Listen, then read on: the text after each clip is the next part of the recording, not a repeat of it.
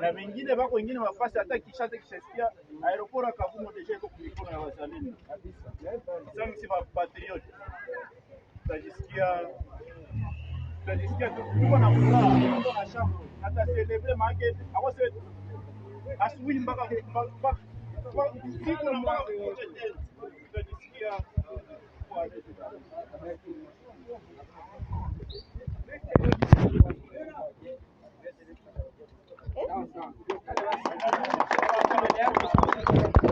ile tumaini kama hamtaishia hapa, lakini mtaendelea na mtatukomboa.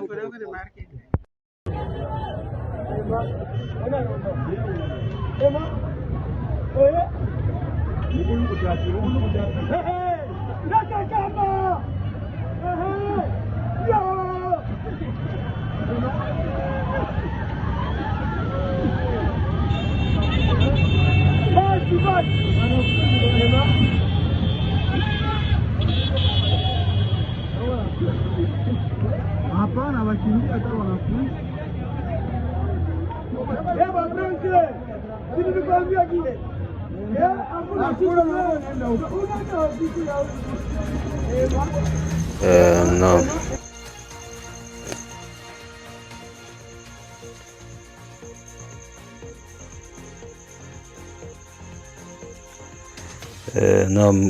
Karibu sana ndugu mtazamaji wa Baraka1 TV kokote ambako unakuwa unasikiza matangazo yetu, na big up sana kwa wote ambao mko mnazidi kuungana na sisi kwa tarehe hii ya 26. So kwenye habari zetu za moto za asubuhi nafikiri tulikosea kuzungumza tarehe 25 wakati ni tarehe 26. So mtatuia radhi bwana, ulimi hauna mfupa, ni minofu tu. Yeah. Tuko le 26 tarehe 26 za mwezi wa 3 2025 ambako tuko tunarusha matangazo yetu kutoka nchini Jamhuri ya Kidemokrasia ya Kongo, na kama jinsi unavyojua Baraka1 TV ni watu ambao tunatembea sehemu mbalimbali za DRC, katika mikoa yetu ya Kivu ya Kusini, Kivu ya Kaskazini, Manyema, Tanganyika, Katanga na Washa Lubumbashi na sehemu zingine. So ndugu zangu, tutazungumzia yale ambayo yameweza kujiri huko Katana. Katana baada ya wazalendo kufanya demonstration kuingia ndani ya Katana na kufanya takriban siku nzima huku wakiwakunguta magaidi wa M23 na baadaye pia kuweza kujiondoa. Unajua sababu ya waza kuweza kujiondoa Katana baada ya kushambulia Katana Kavumu ni nini? So bakia na sisi hapo ili uweze kujua mengi zaidi, na pia utagusia kuhusiana na rais wa Burundi Evariste Ndayishimiye kuweza kumkanya tena kwa mara nyingine rais wa Rwanda Paul Kagame na kumwambia kwamba Burundi haikosa Kongo. Unaona, kama Kongo wako wanakosa ma decisions za kufanya, lakini sisi tutavamia Rwanda direct. Hii ni fua tu, tunaona mashambulizi yanaanza ingia Burundi na sisi tutagawa kikosi kinaingia Rwanda. Sasa tunaweza kupigana Rwanda, Burundi na Kongo. Kwa hiyo itakuwa ni vita ya ukanda. Unaona, marais wenye kuwa na maamuzi. Hakuna sema na ange na rais Ndayishimiye, attention afike Ndayishimiye ni mwanajeshi na tena iko na itikadi za CNDD FDD, na wale ambao wanajua CNDD FDD wanajua vizuri, na tunajua akili za Warundi gisi wanakuwa. Murundi na Mnyarwanda kama ni masuala ya kimkakati hivi, bane huwezi kuwageuza. Akisema nitafanya na anafanya. Ndayishimiye yeye iko na kila njia, iko na nia, iko na uwezo, iko na donc anaweza kutumia njia yote ile ili kushambulia Rwanda, tofauti na Felix.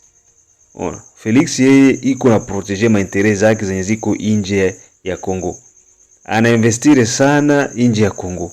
Ndayishimiye hana nyumba Belgique, hana mtoto Belgique, hana kitu Ulaya, maisha yake yote wapi ni Burundi. Kwa hiyo iko na tout intérêt ya kudefendre Burundi kwa asilimia kubwa, lakini wakina Judith Suminwa Tuluka, wakina nani, wakina Felix, wote watoto wao ni wako na uraia wa Ubelgiji. Kwa hiyo wako wanaogopa kufanya maamuzi mazito juu ya kuogopa kwamba mali zao kule zitanyang'anywa, watakosa pa kwenda pa kukimbilia, vitu kama hivyo. Ndio maana unaona wako tu wanaenda kushoto kulia. Tutazungumzia hilo, lakini kuna kitu kimoja hapa ambacho pia ni muhimu sana ndugu zangu, kuhusiana na operation Saidia Mzalendo. Unajua hiyo operation yetu iko inaendelea. Tukitoka huko ambako tuko Fizi, tukirudi tena Uvira, tunaingia tena kwenye 18 zetu. Sasa tutakuja kivingine. Kwa hiyo kama bado hujaungana na Baraka1 TV kwa ajili ya kuwa support Wazalendo, tafadhali sana ndugu zangu, tafadhali tumie namba hizo ambazo unaziona hapo ili tuweze kuwasiliana na tuingie katika operation Saidia Mzalendo. Na namuona hapa Ejide Kizenga Tembele, moja kati ya watu muhimu sana wa kuisupport Baraka1 TV, pia Shabani Seleman, King Sele, bwana big up sana bwana, big up sana King Sele, big up sana bwana Ejide Tembele Shaban kutoka United States of America, nafikiri hivyo. Yeah, big up sana for everything that you are doing for Baraka1 TV. Pia kuna ile programu ya Baraka1 TV membership, wale members ambao wameweza kujiunga na Baraka1 TV. Kuna members aina 4 ambao unaweza kuchagua. Hapa namuona Jacqueline Rukevia yuko kwa member tone. Huyu ni member wa quality gani? Sababu tuna quality hapa za membership. Jacqueline Rukevia ameweza kujoin na kuingia ndani ya B1 TV na ameingia kwa kiwango cha members tu. Tuko na Andre Watuna, tuko na Ebengo Bernard, tuko na JR Sharif, tuko na Alenga Esobe, Dieu Ramix Bienfait, big up sana, Hussein Matambo, Alexis Jean Pierre, tuko Elizabeth Mawazo, Salvador Idi Mapendo Elias. Hawa ni members ambao wameweza kujiunga na Baraka1 TV. Na wewe pia unaweza kutembelea vile Baraka1 TV members na ukajiunga kule ndani. Inakuwa ni jambo la maana sana ndugu zangu kuisupport Baraka1 TV.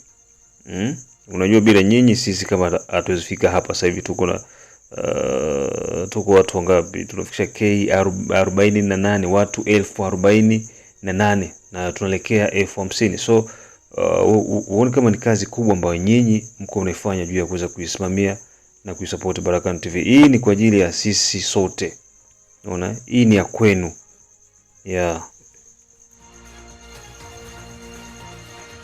Na pia unaweza kujiunga na Baraka1 TV kwa WhatsApp, kama jinsi ninavyowaambia namba hizo hapo ambazo unaziona kwa screen TV, na hapo utakunga kutokana na jinsi umechagua wewe mwenyewe. Na pia member tu mkubwa pia Dieudonné Butoto kutoka Michigan, USA, anaitwa maarufu kama Meshak. Bila kumsahau pia Asimwe Baguma Samuel kutoka Czech Republic, Ramake Afrika Kusini, Akis Kadeza UK, Dafeza pia UK, Dalaitesha pia yuko United States, Asani Ramadhani Mashaka Yamba, ndugu zangu wa karibu sana. Elisha Nairobi Kenya, Emmanuel Mangombe, yale mko wengi sana ambao mko na zidi kuwatch B1 TV. Bio Kilamba Mao, tumepoteana ndugu yangu. Asante sana kwa yote ambayo wameweza kufanya. Mzee wa State Main kutoka USA, wote nyinyi mko mnakuwa sambamba na B1 TV. Sasa tuanze na hili hapa, ili swala tuanze swala la Katana pamoja na Kavumu.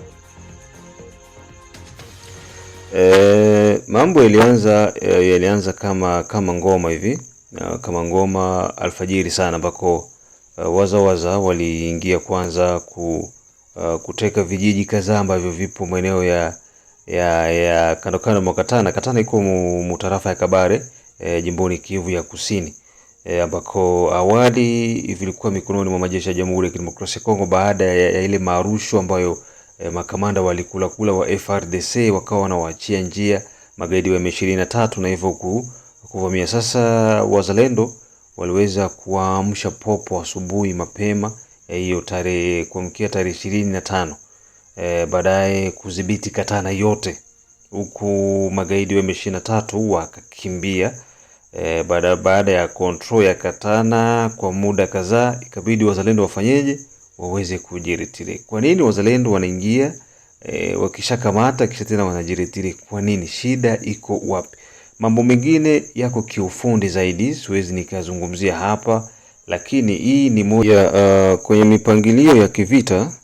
Mambo mengine hayasemwangi hadharani, kama jinsi tunavyokuwa tunazungumza kila siku. Mipangilio ya kivita inaenda kulingana na harakati, na kitendo cha wao kuweza kuingia Katana, kuwashambulia magaidi kukimbia na kufanya mashambulizi mengine Kavumu, ni mipango tu ya kivita. Sasa niko nasikitika sana kuona baadhi ya raia wako wanaanza kuingiza chokochoko na kujaribu kuonyesha kwamba labda kuna mapungufu, kuna udhaifu ndani ya wazalendo, na hivyo kuanza kutangaza kwa rezo sosio vitu ambavyo vinakuwa haviko na msingi wowote. Na kitu kingine ni hiki hapa. Wazalendo waliingia Katana huko wakijua kwamba Katana iko ni sehemu ambako kunapatikana magaidi wa M23. Utakumbuka tu kwamba kwa upande wa Kivu ya Kaskazini hakuna sehemu ambako baada ya magaidi kuweza kukaa wakakaa na wanatulia, wana relax kama jinsi walivyokuwa wanafikiria hivyo kutoka Nord Kivu kuja kwenye Sud Kivu. Sud Kivu hawako wana relax. Kwa nini? Kwa upande wa Sud Kivu wanajikuta wapo kwenye hatari kubwa ambayo walikuwa hawategemei kukutana nayo. Ndio maana kila kukicha unasikia wazalendo wameshambulia huku, wameshambulia huku, wameshambulia huku, wameshambulia huku. Ile ni mipango na mikakati ya kivita. Unaona bwana, donc kitu ambacho mimi niko na fresh nacho ni ile kuona jinsi nguvu ya wazalendo iko inazidi kujimanifeste. Na kwa maana gani nasema hivyo? Kwa sababu tokea tu magaidi walivyoingia Sud Kivu hawako wanalala, sawa? Hawalali, wanakutanana na matukio kila kukicha, kuanzia kwa raia, kuanzia kwa wazalendo. Ushelewa? Donc kila mtu afurahishwe na kitendo cha magaidi wa M23 kupatikana maeneo ya Kivu ya Kusini. Na ndio maana pia hayo mapigano yalianza alfajiri mapema, ambako wazalendo waliweza kuingia maeneo ya Katana na kudhibiti Katana. Ikiwa na maana kwamba M23 hawana nguvu na hawana uwezo wa kusekirize sehemu zote ambazo wako wanajifanya kwamba wanamiliki. Hawana hiyo mamlaka, hawana nguvu, kwa sababu kwenye ingilikuwa kwamba wako na nguvu kabisa, kama hakuna hata fasi kwenye huko unasikia wazalendo wameingia, wamepiga na wamechukua. Lakini sasa kwa nini wazalendo wako wanaingia, wanapiga, wanachukua kisha wanaondoka? Hii ndio niliambiwa kwamba ni vitu ambavyo viko na ukakasi kidogo kuvizungumza. Nafikiri tushakubaliana kwamba tusiwe tunazungumza kila kitu hapa, unaona? Lakini kwa kudokezea tu, unajua wanasemaga kwamba kuku anashibaga na kudonoa punje moja ya mchele. Ushelewa?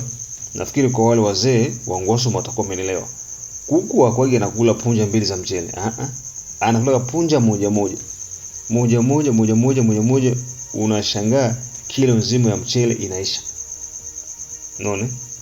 Hiyo ndio system ambayo waza wako wanaitumikisha. Unaona? Na nafikiri itafika wakati tu mambo yote yatakwenda kama jinsi yanavyokuwa yanapangiliwa, na hivi jinsi M23 wamekwisha kuvunja tena ile sesele walisema juu hapa. Waliweza pia kushambulia kambi zingine za wazalendo maeneo ya kwenye mpaka wa Sud Kivu na Manyema ambao kunapatikana ndugu yetu Foka Mike, ushaelewa, na alivyojaribu kwenda kushambulia kule wakakutanana na kipigo kutoka kwa Foka Mike, ikabidi waweze kurudi. So hakuna cessez-le-feu yenye iko na heshimika kati ya wazalendo na magaidi wa M23.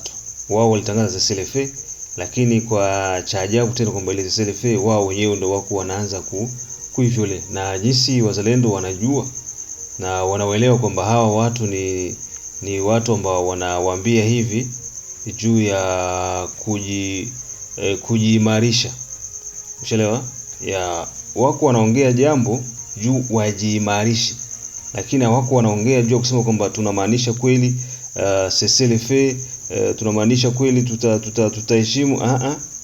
Watawaambia cessez-le-feu juu wao huku waendelee kufanya nini, waendelee kujipanga, na hiyo inakuwa ni hatari kwa wale watu wenye kuelewa. Sasa sababu wazalendo pia wanaelewa, wanawajua, wamekwisha kuwasoma.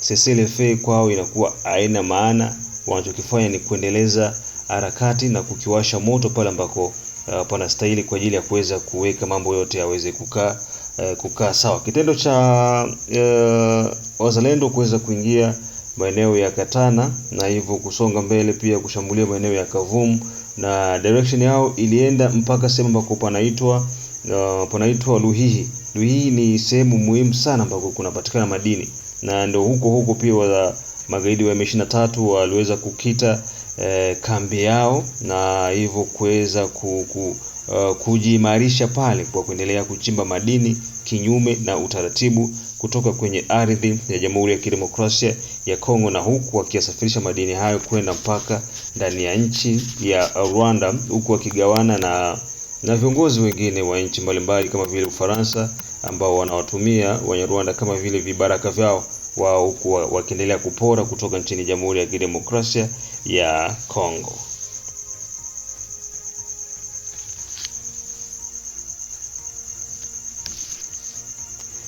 Na pia magaidi wa M23 walikuja kurudi tena Katana pamoja na Kavumu baada ya waza kuweza kujiondoa. Walijiondoa ili kuweza kuepusha baadhi ya vitu, na nafikiri adui ukishapima nguvu zake na unaona kwamba huyu jamaa ana nguvu kiasi hichi na uwezo huu, unatumia sasa muda mwingine wa kuangalia harakati nyingine gani ambazo zitafanyika ili kuweza kujiimarisha, na hivyo wazalendo waliweza kurudi nyuma na kujielekeza maeneo ya park na huko kwenye sehemu za siri ndani za Kabushwa. Unajua Kabushwa ni sehemu moja za siri ndani ambako mtu hawezi kupaingia kirahisi. Huko wamekwenda kujipanga kwa ajili ya kuangalia ni harakati gani ambazo zitaendelea ili kuweza kuja na nguvu mpya. Kazi zote hizi ambazo wazalendo wako wanafanya sio kazi za kuangalia kwa macho na watu wanaanza kutafsiri kadiri wao wenyewe jinsi wanavyoweza kutafsiri, sababu tunajua tuko na mabingwa wa kutafsiri matukio.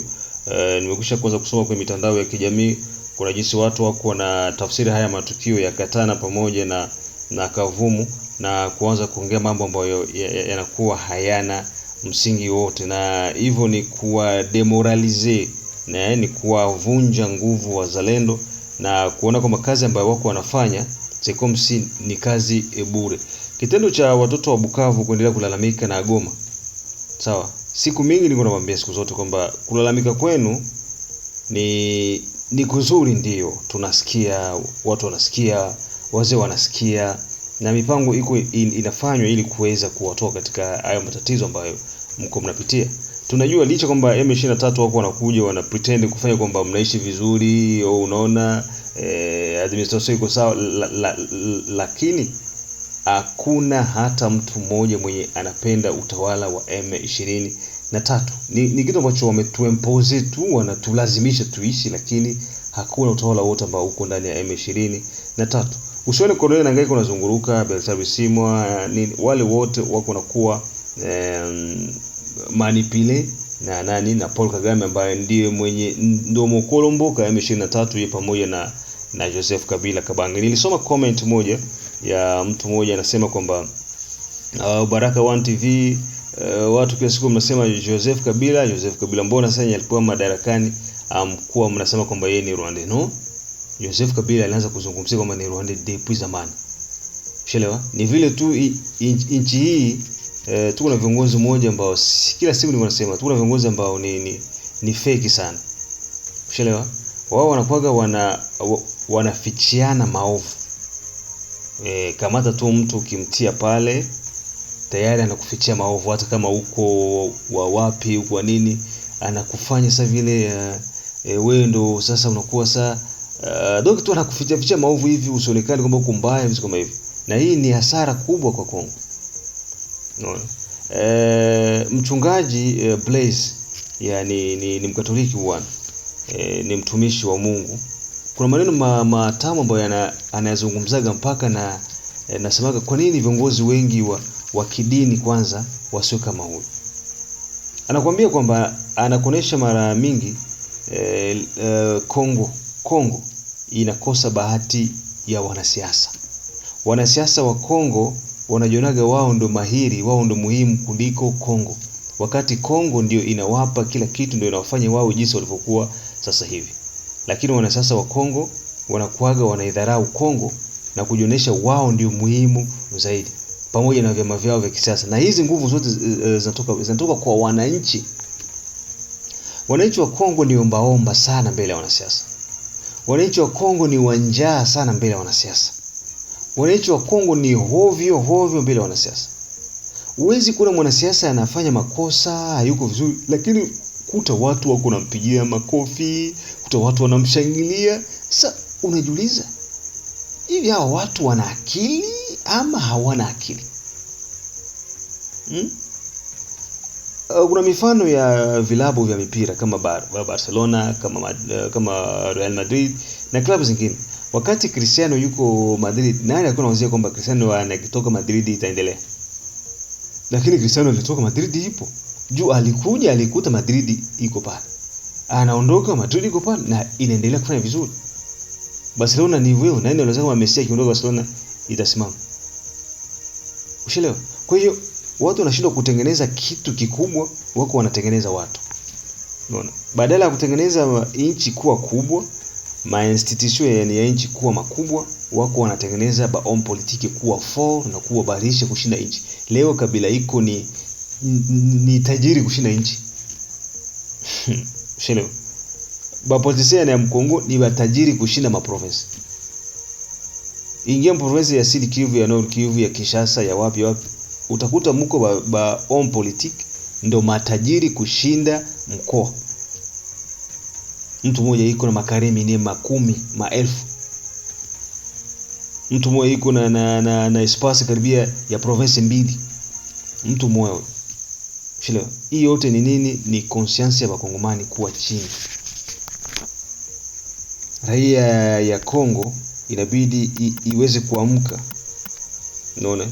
Wakongomani wanatakiwa waweze kuamka na kubadilisha mafikra, waweze kukaa kwenye misingi ambayo iko sahihi ili kuweza kuokoa taifa hili. Na baada ya hilo swala jingine ambalo nilisema tutagusia ni kuhusiana na rais wa Burundi Ndayishimiye. Ndayishimiye ameweza kumpa onyo rais wa Rwanda Paul Kagame na kumwambia kwamba tabia zake ambazo yuko nazifanya za kuendelea kuchokonoa DRC, na hivyo malengo yao ni waweze kuingia ndani ya taifa la Burundi, huku akiwatumia Warundi kwa ajili ya kuvamia Burundi. Sasa kama onyo amemwambia hivi, usiwazie kwamba kwamba Burundi ni sana Kongo. Burundi haiko Kongo. Burundi haiko Kongo. Endapo tu utajaribu kuingia Burundi, direct na sisi tunaingia Rwanda. Ushelewa? Direct na sisi tunaingia Rwanda. Sisi si watu wa maneno. Burundi hakuna bla bla, hapana. Na tunajua Warundi, tumeishi nao, tumefanya kazi, tunajua Warundi. Akikwambia garuka. Nyarusa. Rekesha. Basi ni hivyo. Ageuki. No, lakini sio unakuta mtu anakuambia ngai na Kagame hatutaonanaga tena, enda kuonana Kataya. A partir ya Goma tukiko bombarder Rwanda, ile Goma iko mu mikono ya M23. Biso boy malobaloba mingi, lakini maaction kunakuwa hakuna. Lakini kwa upande wa Ndayishimiye, kwa upande wa Warundi, gisi tunavojua Warundi, gisi tunaelewa Warundi, wakisema ndio ni ndio, na wakisema hapana ni hapana.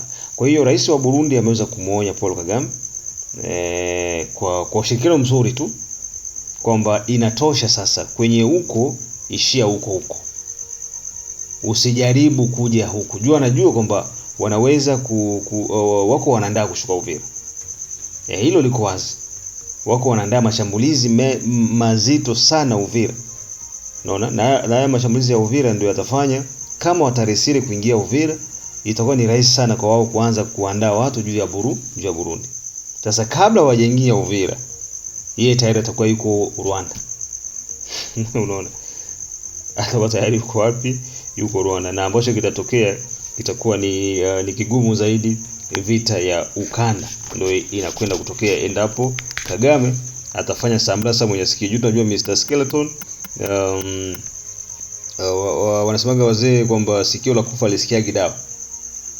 Sikio la kufa lisikia dawa. Kwa hiyo Mr. Skeleton atajifanya kutokusikia, na hivyo kujaribu kufanya kile ambacho yeye kwake anaona kwamba kitampa ujiko ili azidi kusonga mbele zaidi, lakini consequence yenye itakuja kuwa nyuma itakuwa ni kubwa zaidi kuliko vile ambavyo yeye yuko nafikiria. Tumsikie kwanza rais wa Burundi, ndugu yetu Evariste Ndayishimiye. Burundi na tunakubali bila condition kufungua mpaka. Nikafanya initiative ya kuzungumza na Rwanda hadi tukutane mimi na Kagame. Akanikubalia kwamba atatuma watu. Niseme kwamba mazungumzo tumekwisha maliza, lakini kutekeleza ndio tatizo. Sasa hivi mimi natuma na watu wamwambie, wamshauri ili atekeleze vile ambavyo tumekubaliana. Sasa kusema kuna mazungumzo kati ya Burundi na Rwanda tumekwisha maliza zamani, lakini wakati ameanza hii vita DRC ndiyo tumeona anataka kusogelea mpaka wa Burundi ili iwe karibu kushambulia Bujumbura. Ndio sababu na mimi nimemwambia, kama unaona Bujumbura ni karibu kupitia East DRC, na mimi Kigali ni karibu kupitia North. Sasa ndio sababu mimi nasema akiendelea hii vita inaweza kuwa regional, because Rwanda patakuwa vita, Burundi vita, DRC vita. Watu watasambaratika, wataenda nchi mbalimbali, masira hataenda nchi za region, na region yote inaungua. Ndio sababu nasema watu wa mshauri, sababu sisi Burundi hatuweze kukubali kuuawa kama wale wa Kongo. Sisi tutauawa kwenye vita, hatutauawa vile vile. Ndio sababu mimi namshauri umsimamishe hapo, ukiendelea na sisi sasa defense sio. Na asante sana ndugu mtazamaji wa Baraka One TV kwa yote ambayo ameweza kuyasikiliza. Hayo ndio ambayo tuko nayo kwa siku hii ya tarehe 26 za mwezi wa 3 2025, majira ya ni saa 6 za Afrika Kati, ikiwa saa 7 majira ya Afrika ya Mashariki. Tukutane saa 9 bwana, tutakuwa tuko na mambo mengi. Unajua kwamba Rwanda watu wako wanalia, wajane wanazidi kuongezeka kule. Rwanda wajane wanazidi kuongezeka. Nimepata ujumbe kwamba watu wanalia Rwanda, wanasema kwamba wajane wanazidi kuwa wengi. Hayo na mengine tutajadili pia. Habari za mtoto wa Yoweri Museveni, Kainerugaba Muhoozi, ni sawa vile akili zake zinaanza kuruka baada ya menase mara mingi, akiwa na menase kuingia Kisangani, mara kimenase kuingia Ituri, mara iko namtafuta mkamate gavana wa Ituri. So mambo ni mengi sana ya ujamaa, wendeleke akili zake zishafyatuka. Na ndio huyu wenye Waganda wako wanatarajia kwamba aje kuwa rais wa Uganda. Huyu akiingia Uganda tukua rais, na ndio shit ya Uganda direct, sababu atadivize Uganda moja ya ajabu sana. Unaona? So ni hivyo ndugu zangu, tukutane majira ya saa 9. Hii ni Baraka1 TV na big up kwa wote ambao mko mnaendelea kuwa pamoja na sisi.